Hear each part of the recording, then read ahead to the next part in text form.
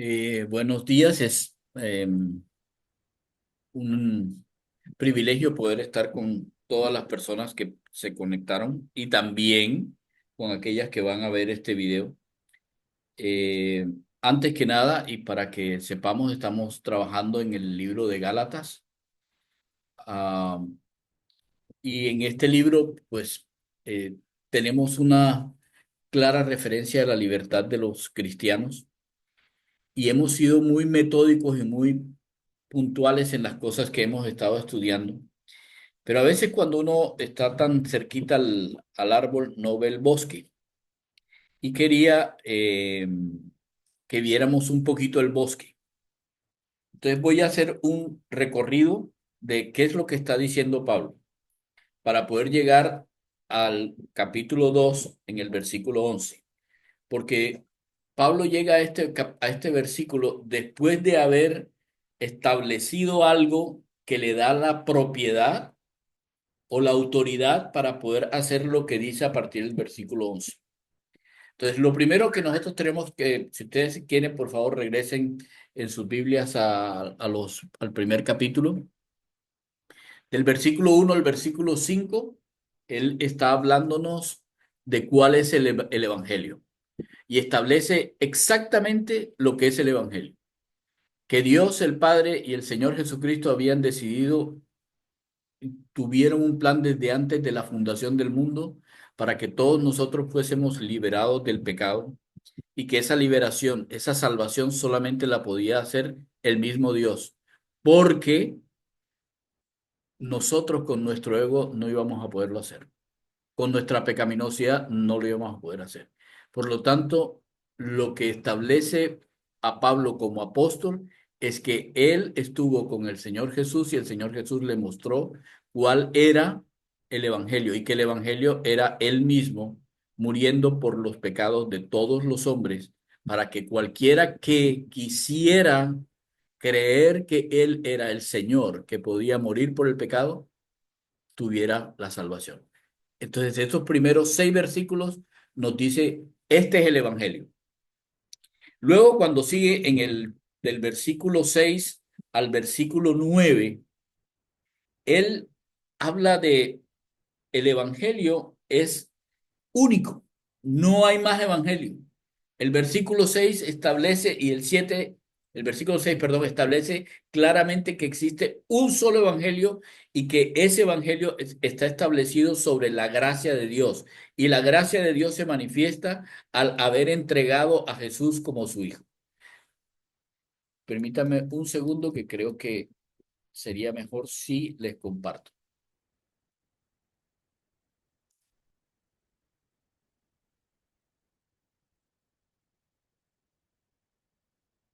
Ya está.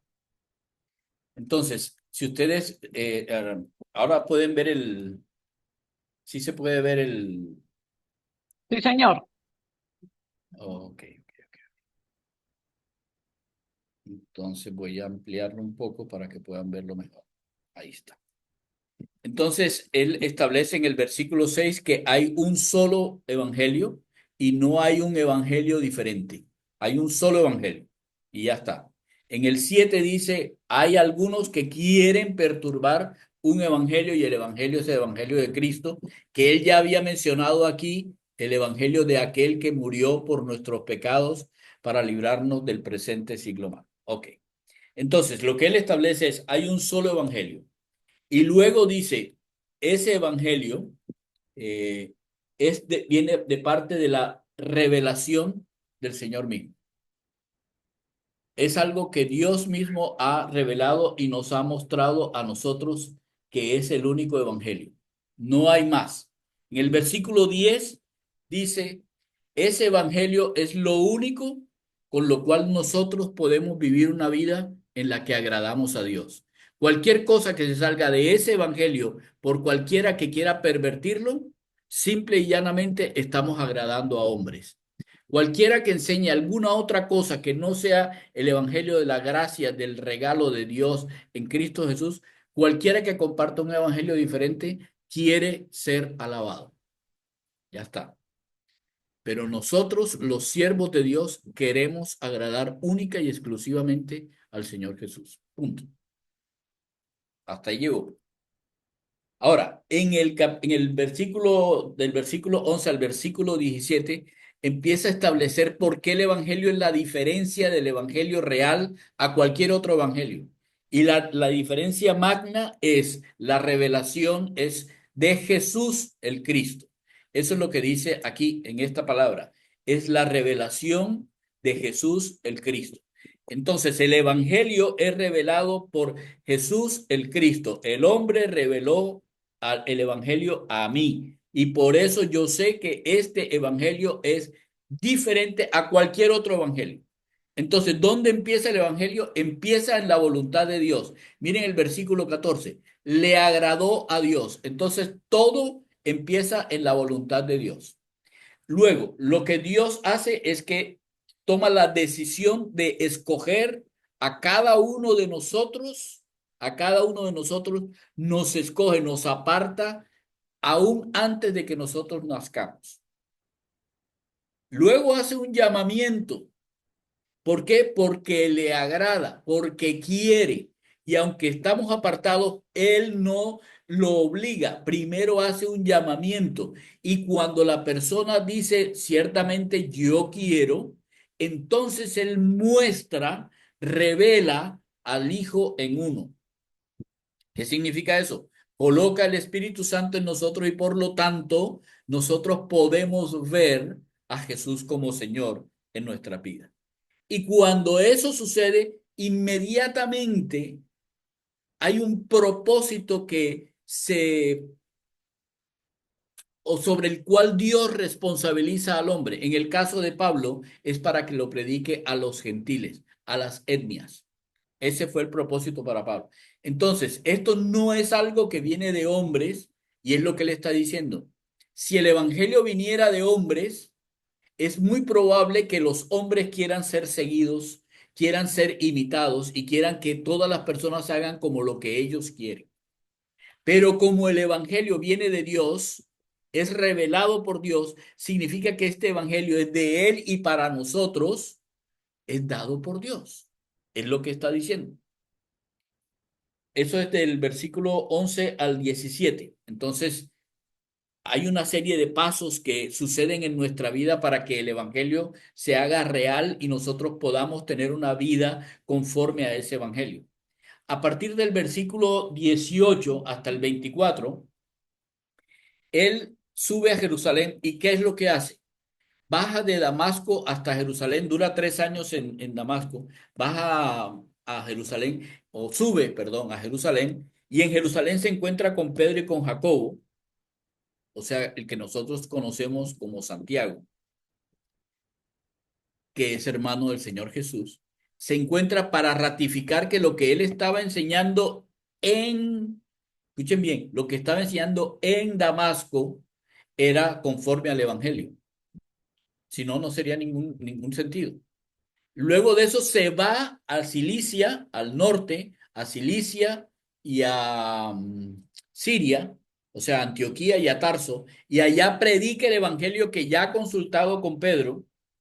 Oye, mira, esto es lo que yo estoy enseñando. Sí, vaya y enséñelo. Ok, y allá se fue a enseñar porque el Señor le había dicho que fueran los gentiles. Pero en ese momento él no sabía que eran gentiles. Así que él hablaba a cuanta persona se le ponía por el frente, sean gentiles o no sean gentiles, sean griegos, sean gentiles, a todos les habló del Evangelio. Tanto era que las personas que vivían allá en Cilicia y en Siria, cuando iban a Jerusalén o regresaban a Jerusalén durante los 3 años, perdón, durante los años que vivió Pablo allá en Antioquía y en Tarso, que fueron 14 años, las personas que iban a Jerusalén contaban que aquel que lo había perseguido ahora lo predicaba. Entonces, el evangelio no solamente es una revelación, sino que además es un evangelio transformador.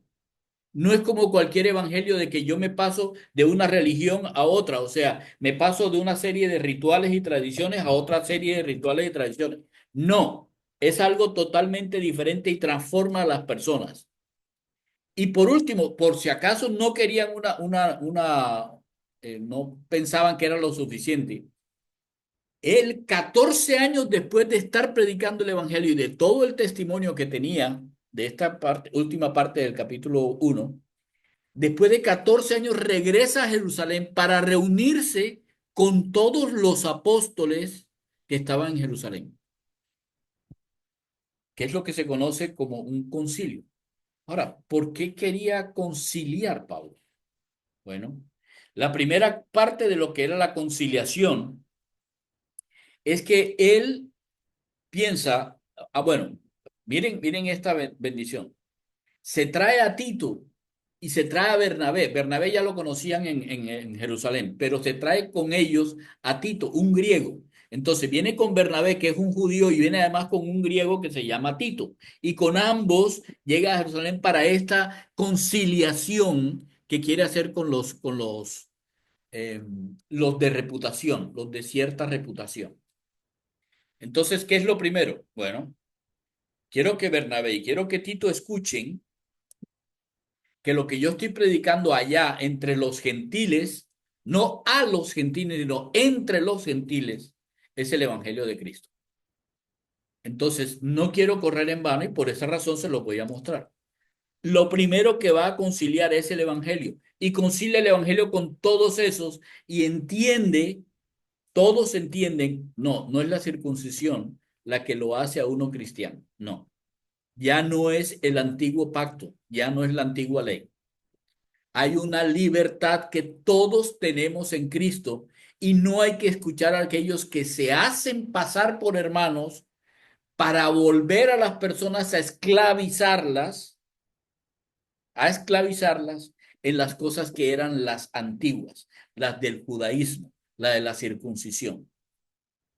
No, los cristianos viven una libertad porque los cristianos viven en la verdad que da el Evangelio.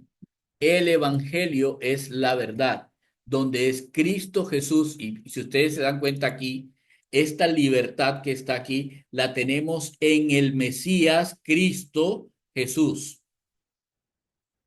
Acuérdense que les dije que era importante qué va primero, si Jesús o va Cristo. En este caso, y él vuelve a decirle, no, la libertad, nuestra libertad está en el Mesías Jesús. ¿A quién está hablando? Está hablando a los judíos. Y él le dice en el versículo 3, ni aún con todo que Tito era griego, lo obligaron, ¿quiénes? Aquellos que tenían cierta reputación a que se circuncidara. No, no más esclavitud. Hay que vivir la verdad del Evangelio. Entonces, él les muestra esa verdad y dice que esa libertad que nosotros tenemos está basada en la verdad que el Evangelio tiene. Y la segunda parte de la conciliación, ¿cuál es? Ok, estamos claros que Pablo y Bernabé, personas con un pasado más gentil que nosotros, Pedro, que nos criamos aquí, Jerusalén, Nazaret, etcétera, etcétera. Nosotros vamos a conciliar lo siguiente. Ustedes van a los gentiles y les predican el evangelio y nosotros vamos a los judíos y les predicamos el evangelio. Es el mismo evangelio, pero con diferente forma porque depende de a quién se le está diciendo. ¿Estamos de acuerdo? Entonces está declarando que la autoridad establecida es el evangelio y que no es él, Pablo, el que tiene la autoridad. El que tiene la autoridad es el evangelio. ¿Ok? ¿Hasta aquí están bien? Sí, señor. Sí, señor. ¿Estamos bien hasta aquí? Sí. Sí, señor. Sí. Ok. Cuando llega al versículo 11, y aquí es donde es la razón por la cual llega este versículo 11, hay como un fraccionamiento. hay un pero, hay un pero, porque aún después de haber pasado los 3 años, haber consultado con Pedro la primera vez, luego haber pasado 14 años, haber consultado con la iglesia, luego que la iglesia en Jerusalén envía incluso cartas con personas de reputación también al norte, a Grecia, a Cilicia, a Galacia y a todas partes en el norte, aún así Pedro va al norte. El Señor lo envía al norte. Y entonces dice que Pedro llega a Antioquía. Entonces dice, pero cuando Pedro vino a Antioquía, yo, yo mismo le resistí en su propia cara, porque lo que dijo, lo que hizo, era algo que podría ser un, no, podría generar una mala doctrina, un mal pensamiento. Lo que hizo podía generar un mal pensamiento. Lo que hizo era para ser condenado. Ahora, óiganse bien. Dice que Pablo lo contradijo, lo resistió, lo paró en seco delante de todos en su propia cara. No fue que se fue a esconder, no, no. Hizo lo que el Señor Jesús había dicho cuando uno tiene que hacer disciplina sobre alguien. La primera persona que tiene que saber lo que está haciendo mal es la propia persona que está haciendo mal. No voy a hablar con el uno con el otro, no, no, va uno directo con la persona que es. Pero el punto aquí era que Pedro era una persona pública, era uno de los de reputación. ¿Recuerdan lo que dice aquí? En el versículo 9, reconociendo la gracia que me había sido dada, la gracia de poder él ser apóstol a los gentiles, tener la fortaleza y la sabiduría y la potencia del Espíritu Santo para decir el evangelio a los gentiles, dice Jacobo, Cefas, que es el nombre de Pedro, y Juan, que son los columnas, considerados las columnas de la iglesia. Entonces, Pedro era una persona que todo el mundo reconocía como columna de la iglesia. Así que Pablo lo resiste en su propia cara, porque lo que hacía era para condenar. Porque antes que viniesen algunos de parte de Jacobo, o sea, de parte de Jacobo, Jacobo o Santiago, que está en Jerusalén, antes de que viniera algunos de parte de Jacobo, Pedro, Pedro comía con los gentiles. No tenía ningún problema Pedro de comer con los gentiles. ¿Recuerdan lo que sucede en el libro de Hechos en el capítulo 10? Que Pedro estaba diciendo, no, pero Señor, ¿cómo voy a comer tal cosa si eso es inmundo? Y el Señor le dijo, mata y come. No, pero mata y come. Pero es que Pedro, mata y come. Punto. Así que él no tenía ningún problema de estar con los gentiles que estaban en el norte y estaba comiendo con ellos. ¿Estaba haciendo mal? No, no estaba haciendo absolutamente nada malo de comer con los gentiles. No estaba haciendo nada malo. Ahora, ¿qué fue lo que sí pasó y que era de condenar?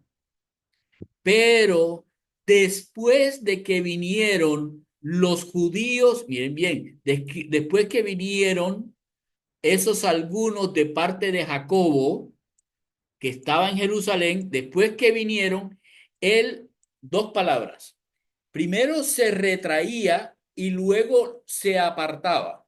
Estas dos palabras son interesantes. No era que cuando llegaron los de Jerusalén, entonces él eh, procuraba no estar con los gentiles. Ya no comía con ellos. Pero no solamente no quería comer, sino que cuando le decían, Pedro, mira que te busca Juanito de los Palotes, dile que no estoy. Ponía una barrera y se apartaba de ellos como diciendo, no, yo no puedo estar con los gentiles, ¿no? Soy judío, no voy a estar con los gentiles. Imagínense los otros judíos aquí conmigo para que ellos sepan que yo todavía conservo mis raíces judías. Cristianos compartiendo o pensando que tienen sus raíces en que son judíos o son barranquilleros o son católicos o son musulmanes o son sintoístas o son liberales o son conservadores o son alguna de esas cosas. No, no, no, no, no, no, no. Cuando uno es cristiano, lo que aceptó es que Jesús es el Señor. Así que lo que primariamente somos es de Cristo. Primariamente, por encima de todo. Ah, claro, por eso es que no podemos ponernos de pie cuando la bandera, ni poner la mano aquí cuando el himno. Ay, por favor, déjense de tonterías. Yo soy cristiano y colombiano y por lo tanto respeto las autoridades colombianas y respeto los símbolos patrios, los respeto y por eso yo soy también colombiano. Pero primeramente, yo soy cristiano. Y si alguna cosa en Colombia llegara a suceder y colocaran una ley en la cual yo voy a violar cualquier cosa que tenga que ver con lo que Cristo enseñó, yo voy a decirle a esa ley colombiana, aunque me llevase a la cárcel, aunque fuese así, yo le voy a decir no. ¿Por qué? Porque primero yo soy de Cristo. ¿Se dan cuenta la diferencia? Hay una diferencia grandísima. Ahora bien, no solamente se retraía y se apartaba, es que el problema peor de por qué retraerse y por qué apartarse es porque tenía miedo, fobia de los que tenían la circuncisión. O sea, tenía miedo de lo que iban a pensar los judíos,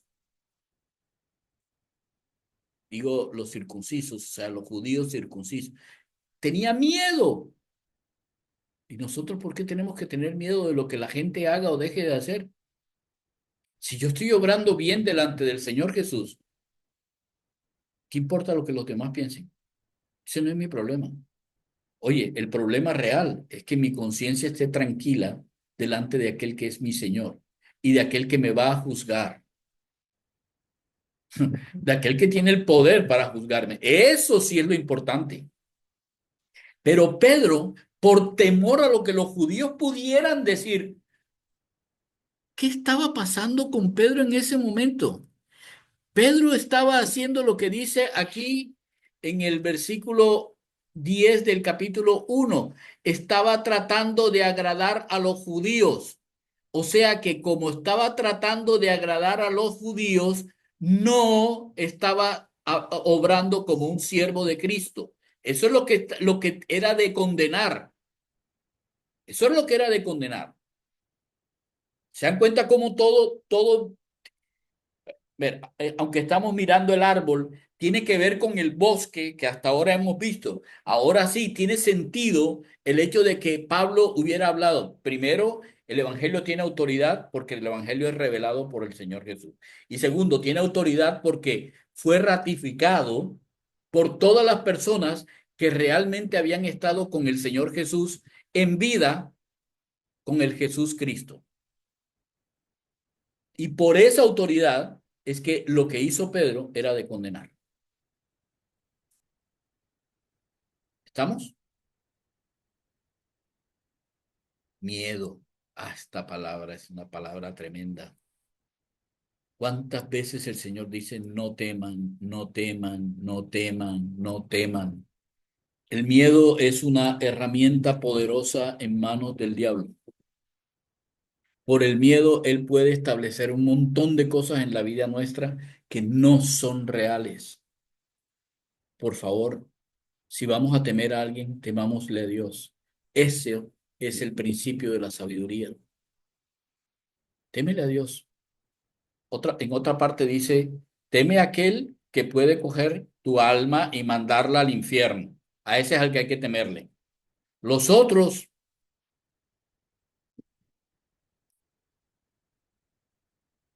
ok.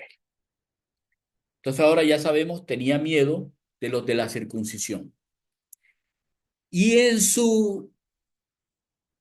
hipocresía, en su hipocresía, juntamente con él, bueno, no, es al revés, el Zoom viene como pre. Entonces, ok, en esa hipocresía estaban con él también los otros judíos, o sea que con Pedro habían otros judíos que se juntaban ya con los gentiles porque pensaban, bueno, no somos ni judíos ni gentiles, somos cristianos. Entonces no importa de dónde venimos, somos de Cristo. Ahí está bien. Y Pedro está con nosotros y eso nos da la confianza de que, oye, si Pedro, que es una de las columnas, está con nosotros, con los gentiles, no hay ningún problema en que nosotros todos podamos estar. Entonces habían judíos que estaban con Pedro y compartían con los gentiles y comían con los gentiles y tranquilamente departían como hermanos en Cristo. Pero hasta tal punto llegó la hipocresía, esa simulación que dice aquí, la hipocresía, que aún Bernabé, imagínense esto, Bernabé había sido mandado con Pablo para que fuera a estar con los gentiles. Y aún Bernabé, cuando vio que Pedro se retraía y que se apartaba y que ponía una barrera con los gentiles, aún Bernabé, dice aquí, Bernabé también fue llevado con él, llevado por lo que Pedro estaba haciendo. Aún personas convencidas de tener un ministerio, de tener algo importante que tienen que hacer, aún personas así pueden ser, qué horror, sí, influenciadas, sí. Pueden ser influenciadas, pero no, la palabra no, es más que eso. Pueden aún abandonar, que es esta palabrita que está aquí. Quiero que la vean, por favor. ¿Qué tan pronto se alejaron del que los llamó por la gracia de Cristo? Oiga, por temor a lo que el otro diga y por seguir a alguien que yo creo que es alguien más espiritual que yo, más de Dios que yo, soy capaz de alejarme de aquel Dios que me llamó. Wow. Oigan, eso abre una sirena para nuestros sentidos y nuestra cabeza. ¿A quién estamos siguiendo? ¿Quién es verdaderamente la persona a la que nosotros estamos haciendo caso? ¿A quién realmente nosotros estamos temiendo? ¿De qué sabiduría es que está viviendo nuestro corazón? Con razón, en muchas cosas no vivimos la libertad que deberíamos vivir. Con toda razón, porque participamos aún de esa hipocresía. Ok, hasta aquí, ¿cómo vamos? ¿Está claro? Sí, Yo, sí, muy bien. señor, sí, señor. Ok. Vamos al versículo 14. Así que, no, este es un pero, es un, este jala es diferente de porque eh, esto es como un pero tajante. Pero cuando yo vi que no estaban andando en la rectitud, no estaban caminando en la rectitud, no colocaban sus pies en la rectitud, de acuerdo o mirando la verdad del evangelio. Entonces, cuando Pablo se da cuenta de la escena, dice, ¿y esto qué pasó? Cuando Pablo se da cuenta de esta escena de hipocresía, de yo soy cristiano, pero cuando hay que ser conforme a los que eran de mi raza, entonces voy a seguir. Cuando él se da cuenta de las tradiciones que estaban ellos volviendo a seguir, dice que le dijo a Pedro delante de todos. ¿Por qué delante de todos? Bueno, porque delante de todos, él estaba haciendo algo que era de condenar. Y él como figura pública, a nosotros nos da miedo con respecto a los pastores. Y se lo digo a ustedes, por favor, te lo he dicho varias veces, pero por favor, en el día que tengan que decirme algo que estoy haciendo mal, oiga, díganmelo. ¿Por qué? Hombre, porque yo puedo arrastrar conmigo a personas porque tengo una cierta reputación. Si no me protegen ustedes, ¿quién me va a proteger? ¿Cuántas veces les he dicho esto? ¿Cuántas veces les he dicho esto? Un montón de veces. ¿Por qué razón? Muchas, muchas. Muchas veces. ¿Por qué? Porque es que yo estoy propenso. Yo puedo ser desviado. Y si yo me desvío, me puedo llevar a un montón de gente conmigo. Recuerden, miren, esto no es nuevo. Recuerden, ¿qué pasó con el diablo? De acuerdo con la interpretación de varias personas, de varios eruditos en la parte bíblica, estas personas dicen que la tercera parte de los ángeles siguieron al demonio en su pretensión de ser Señor y Dios. O sea, no empezó ni siquiera con el humano, sino con el ego de un ángel que habiendo visto la gloria inmensa de Dios, se dio el egoísmo de pensar que podía ser Dios y sentarse en el trono de Dios como Dios. ¿Qué? Y fue seguido. ¿Por qué? Porque era el ángel que se paseaba al frente del Señor. Afuera, fue echado. Igual pasa con los hombres. No, hay que seguir al Señor Jesús. Eso es lo que hay que hacer. Y entonces él toma a Pedro y le dice a Pedro delante de todos, Pedro, si tú, siendo judío, compartes la vida tuya, compartes la vida terrenal con los de las etnias, con los gentiles, y no vives como los judíos viven, no los judíos cristianos, no los cristianos judíos, perdón, sino como los judíos normales, con todas sus tradiciones y todas sus cosas viven. Entonces aquí es la palabra clave. ¿Por qué? ¿Por qué Anacas? ¿Por qué obligas? ¿Por qué fuerzas? ¿Por qué pones a otros, a quienes, a los gentiles, los pones a que sean judíos?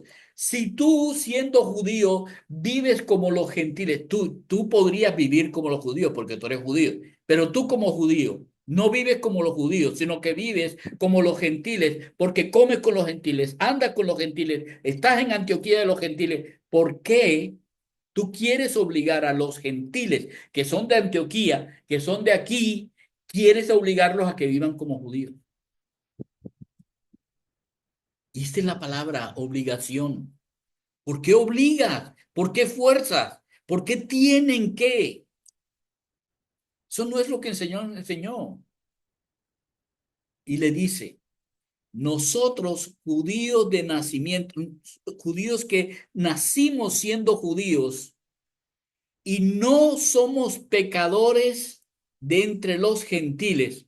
No está diciendo que los judíos no son pecadores, está diciendo que no se consideran como pecadores de otras etnias, sino judíos, somos judíos, sabiendo sabiendo que el hombre no es justificado por las obras de la ley, sino mediante la fe de, escuchen esto, Jesús Cristo. ¿Qué está diciendo? Ok. Los que no son judíos, por la fe de Jesús Cristo. Tú, por la fe de Jesús Cristo, ¿qué pasa? Pero escuchen esto. Voy a volver otra vez. Nosotros, judíos de nacimiento y no pecadores de entre los gentiles, nosotros, judíos de nacimiento, sabiendo que el hombre no es justificado por las obras de la ley, nosotros, tú, Pedro y yo, sabiendo que solamente hay justificación por la fe en Jesús Cristo, nosotros también, esto es, creímos en. Escucha bien esto. Nosotros, ¿cuáles nosotros son estos? Pedro, te estoy hablando a ti y me tomo a mí. Nosotros dos, judíos de nacimiento, hemos creído en, nosotros tenemos en el español la traducción Jesús Cristo, pero en los originales aparece Cristo Jesús. ¿Por qué? Porque la palabra es Mesías, Jesús. Tú, Pedro, judío, y yo, Pablo, judío, nosotros sabemos que la única manera de justicia delante de Dios es el Mesías que nosotros conocimos como hombre, como Jesús. Para los judíos de nacimiento es el Cristo Jesús. Hemos creído, creímos en Cristo Jesús para justificación por la fe del Mesías y no por las obras de la ley. ¿Qué está enfatizando Pablo a Pedro? Pedro, por favor, tú sabes que la ley no es para justicia. La ley no justifica. Y te lo estoy repitiendo. Mira, por cuanto, de acuerdo con el hecho de que por las obras de la ley, nadie, porque nadie, ninguna carne, nadie puede ser justificado. Nadie será justificado. Cuando llegues allá, no podrás ser justificado. Se lo dijo dos veces y lo coloca en la entrada y en la salida para que Pedro entienda y los que estaban alrededor entiendan que la justificación no es por obras, no es por tradiciones, solamente es por la fe en el Hijo de Dios que murió por nuestros pecados. O sea, lo que le está recordando Pablo a Pedro es, Pedro, tú y yo sabemos que la ley no justifica y que solamente hay justicia por la fe de Abraham en Dios. Jesús es Dios porque es el Cristo, entonces es por la fe en Cristo, el Mesías Jesús.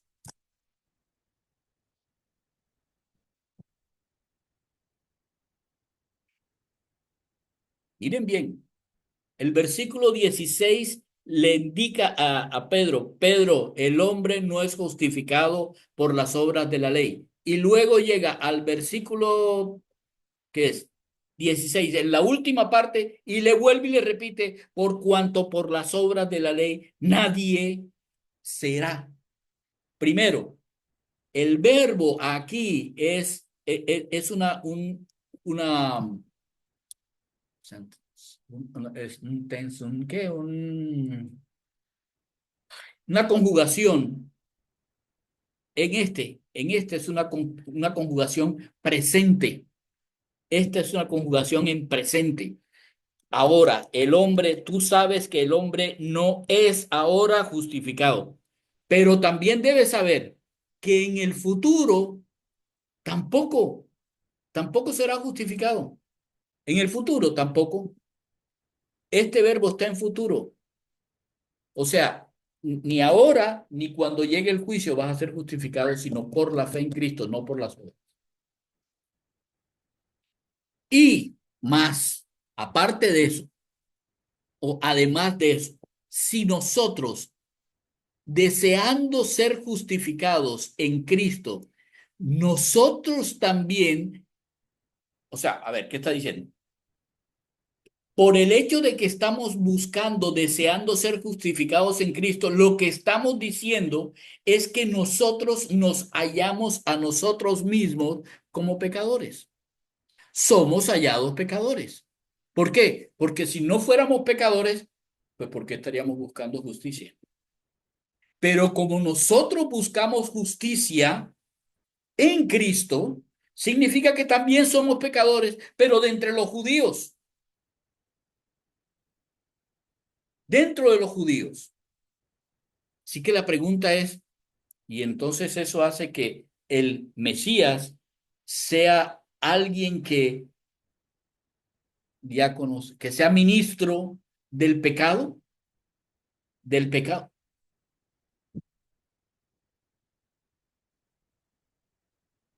La respuesta debería ser clara. De ninguna manera. Meginoitum. De ninguna forma. No hay ninguna manera. Entonces, ok, es claro que tanto unos como los otros somos pecadores. Y Pedro, es claro que acabas de cometer un pecado. Eso hace que Cristo entonces sea el que nos trajo el pecado, el ministro del pecado. Eso es lo que tú estás pensando. Que el hecho de que seamos cristianos, eso nos, como nos lleva a hacer el pecado, parte de ser pecadores. Oiga, pues no, de ninguna manera. El problema no está en el evangelio, Pedro. El problema no está en la ley. El problema no está ahí. Miren lo que pasa. Porque si las cosas que yo destruí, las mismas yo vuelvo otra vez a edificar, yo mismo, a mí mismo me hago transgresor o pecador. O sea, que si yo cometo el pecado, no es porque Cristo o porque sea cristiano me convierte en pecador. No, no es que ya yo era pecador y fui justificado en Cristo. Nosotros los judíos como el Mesías Jesús y los demás como Jesús el Mesías, Jesús el Cristo. Esa es la única justificación. ¿Y por qué nosotros seguimos pecando? ¿Y por qué razón tenemos que tener miedo de lo que los judíos digan porque tenemos que hacer como la ley? ¿Por qué razón? ¿Acaso es porque el Señor Jesús nos dio libertad para que hagamos pecado? No, no, no, no es por eso. Es el hecho de que las cosas que yo ya había dicho que no iba a hacer, las vuelvo a hacer. Yo mismo me estoy esclavizando. O sea que a ti no te, ni siquiera te están esclavizando por el temor que tienes. Tú mismo te estás esclavizando. Tú mismo te estás haciendo transgresor. Dice el versículo 19, porque yo por la ley soy muerto para la ley. Por el hecho de la ley, yo estoy muerto para la ley. No vivo para la ley. No vivo para ser judío, no vivo para ser gentil, no vivo para ser musulmán, no vivo para ser católico, no vivo para... No, no, nada. Nada de eso es por las cosas por las cuales yo vivo. Yo vivo porque, es lo que empieza a decir, vivo para Dios. Yo vivo para Dios. Esta es la vida terrenal, la vida que nosotros vivimos, la vivimos para Dios. Entonces, ahora sí entendemos la parte de arriba. No, si yo quiero agradar a los hombres, agrado a los hombres y no agrado a Dios. Pero si quiero agradar a Dios, entonces no tengo por qué agradar lo que los hombres me dicen que tengo que hacer, que me obligan a hacer. No, yo vivo para agradar a Dios. Y como yo vivo para agradar a Dios, muere todo lo que yo tengo que hacer, que me dicen los hombres.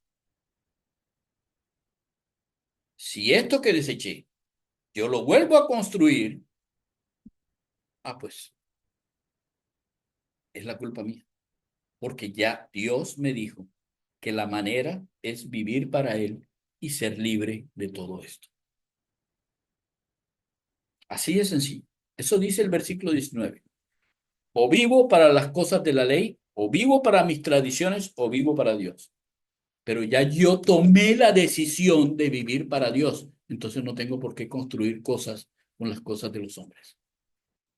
Y ahora viene el versículo que yo creo que todo el mundo conoce.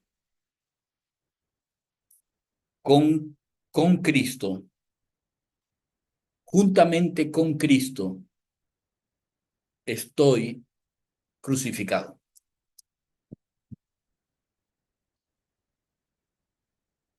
Y ya no vivo, yo no vivo, ya yo no vivo. El yo no vive. El yo no vive.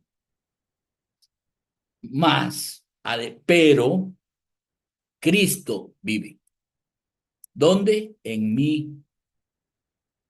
Entonces, ahora todo lo que era mío y lo que yo pensaba que era lo que era vida y todo lo que me decían que era vida, ya no vivo más eso, porque Cristo vive en mí.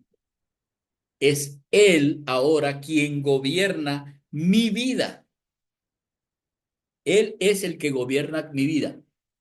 Y, y por lo tanto, lo que ahora yo vivo en la carne, o sea, lo que yo vivo naturalmente en esta tierra, yo lo vivo en la confianza, en la fe del Hijo de Dios, que Él vive en mí, yo vivo creyendo lo que Él me dice, hago, vivo en Él, porque Él me amó con amor ágape y no solamente me amó, sino que además se entregó absolutamente de una forma o sea, de una forma completa, se entregó a sí mismo por mí. Por eso no vivo yo. Por eso las cosas que deseché, ya se desecharon. No vivo yo más. Porque me amó y se entregó a mí, se entregó por mí. No solamente por mi pecado, también por mi vida anterior, por mis reglas anteriores, por quién era yo antes, por mi nacionalidad, por mi religión, por todas las cosas que me conformaban y me hacían ser Lucho o Gustavo o Carlos o Patti o Maribel o quien sea, todo esto que hacía, todo esto quedó aparte.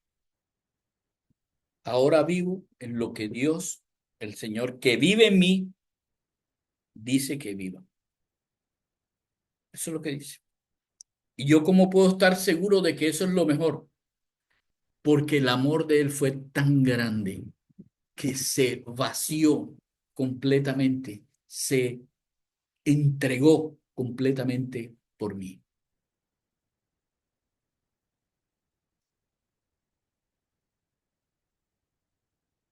Así que, este versículo 21 termina esta entrada de aquí del versículo 6, esta entrada de Estoy maravillado de que tan pronto se hayan alejado del que los llamó por la gracia de Cristo para seguir un evangelio diferente. Esto está totalmente sellado cuando uno llega al versículo final. Por lo tanto, no desecho la gracia de Dios. Quiero que lo vean de nuevo. Tan pronto se alejaron del que os llamó por la gracia de Cristo. Y al final en el versículo 21, no desecho la gracia de Dios. Todo lo que está escrito en la mitad es para decir, yo, ustedes pueden hacer lo que ustedes quieran, señores de Galacia. Pero les he mostrado primero que el Evangelio es uno. Les he mostrado que el Evangelio es divino. Y les he mostrado que el Evangelio es exactamente igual al Evangelio que el Señor Jesús le predicó a los que son cabezas de la iglesia. Se los he demostrado. Incluso tiene tanta autoridad que yo me paré delante de Pedro y le dije, Pedro, estás haciéndolo mal porque tú estás tratando de judaizar a los que ya son cristianos. Cuando la libertad en la verdad del Evangelio es algo real para todos, no importa si son judíos o gentiles.